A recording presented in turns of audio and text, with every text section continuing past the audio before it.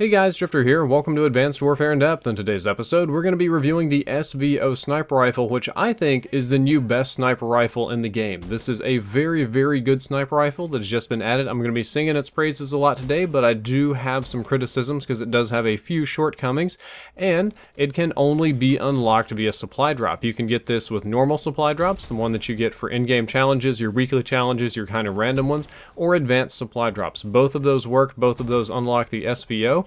And you will get the base variant and whatever variant you got in the supply drops once you unlock them, but until then they're going to stay locked in your Create a Class menu. This episode is also brought to you courtesy of Astro Gaming. I've upgraded my sponsorship with them. We're no longer doing discount codes or anything. Instead, I have a flat 5% off link down there in the description. You click my link and everything in the store is 5% off. No awkward codes, no entering, no worrying about that. They're awesome headsets. You see me stream with them all the time. I'd highly recommend it. Check it out if you're interested, but let's get rolling with the in-depth episode.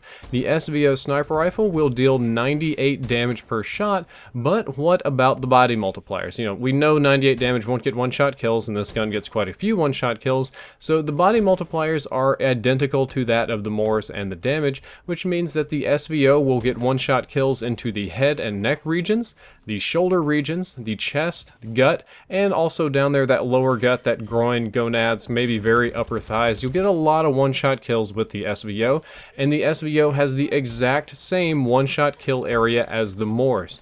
I would like to point out that this truly is exactly the same. That can be good or bad whether or not you like the Moors. It's not the best one-shot kill area in the game. That one belongs to the Atlas 20mm, but it has very good one-shot kill areas. Typically in Call of Duty games, semi-automatic sniper rifles are two-shot kills or something like that. This one's very much so not. It is a one-shot kill machine. It also has a very good rate of fire for a sniper rifle. The rate of fire is 300 rounds per minute, which is the exact same as the Atlas 20mm, and to put that in perspective, the Moors fires at 47 rounds per minute, which means that this one shoots up approximately 6 times faster than the Moors. Most of you are already catching on to the fact that this is a very high DPS sniper rifle. We don't do time to kill on sniper rifles because it's instant. Pretty much as soon as you hit somebody, unless it's in the foot, they're going to die. But it has very high damage per second, and especially high given its recoil. You're going to be able to get follow-up shots if you get a hit marker, or if you get a hit marker through a wall, you can follow up. Very dangerous weapon. The recoil, it's moderate to low. It's a bit more recoil than the Lynx and less than the Moors, but it shoots faster. The Moors will go all the way back to center before you have to deal with it. However, the recoil can be made lower when crouched, and it is especially low when prone. When prone, it has very little recoil. Standing, I'm going to call it medium low. You may or may not get a follow-up shot, just kind of depending on how close the enemy are, how much the random kick you get, how good you are at controlling it, but it is good enough where you can follow up with shots given your skill, experience, or how good you are at controlling the recoil, which is something that a lot of one-shot sniper rifles don't have. Typically, you shoot once, it kicks all the way to the moon, and it's super inaccurate. You won't have that problem with the SVO. It's quite accurate. The idle sway is identical to that of the Moors. It has the exact same amount of idle sway. Some of the variants might change a little bit, but the idle sway is the same as the Moors, so we don't have crazy amounts of sway. It's not awkward. It's pretty easy to control, and of course, with the ballistic CPU, it's even better. So very accurate on that respect too. Hip spread, of course, is miserable. It has terrible hip fire. It's a sniper rifle. It should not have good hip fire. In my experience with this gun, even spamming, you probably won't see it too much on the video here because it didn't work. I never got a single hip fire kill with this weapon. I just didn't. Some people can, some do. Personally, I couldn't make it work for me hip fire no matter what I tried. Magazine size is 10, and extended mags will grant you 15. This is a little bit different than the Moors. Of course, the Moors does one shot and you have to rechamber. This one you don't have to do that, but you will occasionally have to reload, which can take a while. The reload time isn't super long, but it can get you in trouble. What I typically do is double tap the reload button to do a fast reload, and I'll throw away 1 or 2 bullets. However, I would tell you the magazine size is very big. It's not too often that you're going to kill 10 people in a row without reloading, so you won't have to reload very often. it won't be that big of a deal. The wall penetration factor on the SVO is high. It is very easy to wallbang with this weapon, not only because it has a high wall penetration factor, it has high base damage, and it has a high body multiplier, so you will have no problem, wallbanging people, getting collaterals, that sort of thing. It should come very naturally to you. The aim down sights time and movement are the same as the other sniper rifles. The aim down sights time is the same as the Morris, the same as the Lynx, the same as the NA45.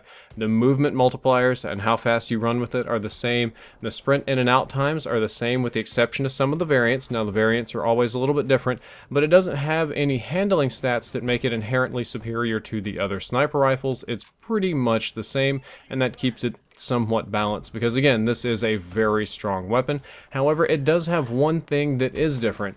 It has slower than average raise and drop times, which kind of puts you in a pickle. If somebody rushes you and you want to swap to your secondary weapon, that can be a big pain in the butt.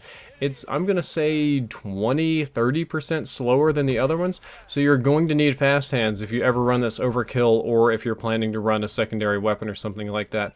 It can end up being quite annoying when you try to swap and end up fumbling with this gun for too long. However, despite that downside, I think that this is easily the best sniper rifle in the game now. No joke, the SVO is the best sniper rifle right now.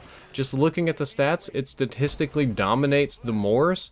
I mean, it has the exact same aim down sight, sprint out time, damage, one-shot kill area, same idle sway, except for the fact that you can shoot faster with it. I will say that there are some intangibles with the SVO. It handles somewhat more awkwardly. The iron sights have or the default sniper rifle sights, not the irons, that's different. The default sights aren't as open, they're a little bit more narrow, and they do zoom in farther, which makes it a little bit difficult to use if you want to quick scope or snipe at medium range, which is a lot of what you do in Advanced Warfare, but it makes it incredibly easy to use for long range. But there is a tad bit of awkwardness there, but overall I still think that the handling, the rate of fire, the follow-up shots, the magazine size, everything about, especially the extra accuracy you get when you go prone, is awesome. Makes this the best sniper rifle in the game. The best attachments for it are the ballistic CPU, because that reduces your idle sway and makes it easier to snipe, and because it might handle a little bit funny, this definitely helps. I don't like the default scope on it. I feel that the default scope zooms in a little bit too much. It's a little bit funny, so I think that most of you are going to be more comfortable with either the thermal sight or the variable scope. I would definitely tell you the best way to run it is with ballistic CPU and then either thermal or variable, whatever floats your boat. There is another really fun way to use this gun. It's not the best way. It's definitely not going to grant you lots of quadra kills or anything, but it can be very fun with iron sights and stock. Because you can get follow-up shots, because of how it handles, it is quite easy to use the iron sights on this sniper rifle, which I should point out are very clear open sights, among the best in the game. It's very easy to pick people off, and with stock you get some extra mobility. Unfortunately, you can't aim down sights any faster.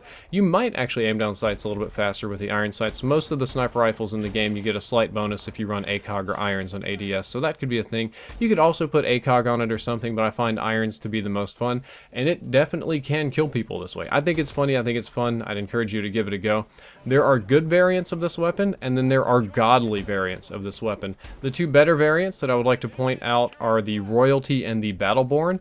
Both of those have a faster than average sprint out time, which is going to make it a little bit easier to quickscope with, and they have a lower than average amount of idle sway, so they're going to be better both for quickscoping and for long-range scoping. The downside to both of these two is that your rate of fire takes a huge hit. You won't be able to spam shots.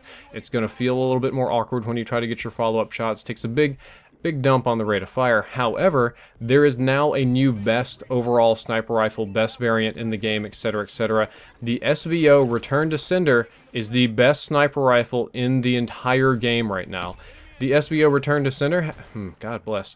The SVO Return to Sender has a decreased sprint out time, which means that you can quickscope easier, you retain the same rate of fire, the same body multipliers, the same damage, and you have less idle sway. It's almost a purely bonus sniper, it's not almost, it really is a purely bonus sniper rifle on top of an already very good gun, and I think that this outperforms any of the Moors variants, and I'm really happy to have it, and it is the best sniper rifle in the entire game. That's the one that that you should covet, that's the one you should go for, and that's the one you should try to get.